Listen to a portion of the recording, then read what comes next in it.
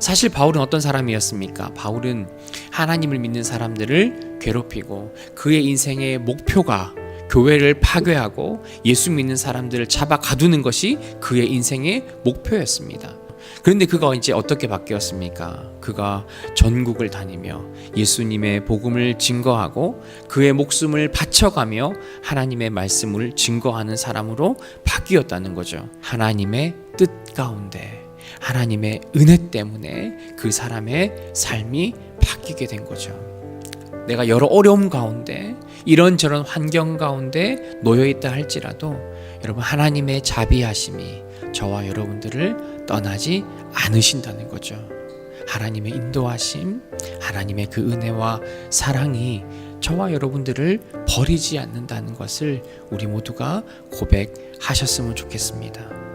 나는 여전히 하나님의 계획 가운데, 하나님의 인도하심 가운데 살아가는 하나님의 자녀라는 사실을 우리가 깨닫고 하나님께 감사함으로 살아갈 수 있는 우리 모두가 되기를 주님의 이름으로 소망합니다. 성도가 되었다는 것, 바울의 표현을 따르면 신실한 신자들이 되었다는 것은 우리는 세상으로부터 구별된 사람이라는 겁니다. 내가 예수님을 알기 전까지 어떤 삶을 살았는지 그것은 중요하지 않습니다.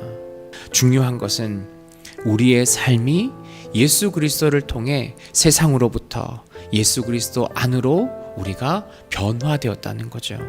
우리는 그것 때문에 흔들릴 수밖에 없습니다. 염려가 될 수밖에 없습니다. 이것을 어떻게 해결하나 고민되고 이런저런 방법들을 선택할 수밖에 없는 그런 인생으로 살아갈 수밖에 없습니다. 그럼에도 불구하고 그들의 신앙의 뿌리가 흔들리지 않고 하나님을 떠나지 않는, 또한 원래 있던 자리로 다시 돌아오게 되는 신실한 삶을 그들이 살았다는 거죠.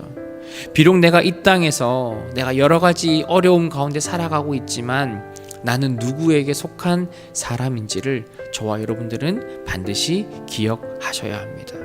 여러분, 신자인 우리는 하나님 없는 삶을 선택해서는 안 됩니다. 신자인 우리는 타락한 삶을 향해 나아가는 그런 선택은 더더욱 안 됩니다.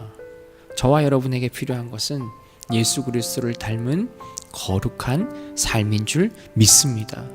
우리가 목표해야 하는 삶, 우리가 이루어야 하는 삶, 그것은 막 다양하고 내가 바라는 삶이 아니라 우리는 온전히 예수 그리스도를 닮은 거룩한 삶, 그거 하나밖에 남은 것이 없다라는 것을 저와 여러분들이 기억하셨으면 좋겠습니다.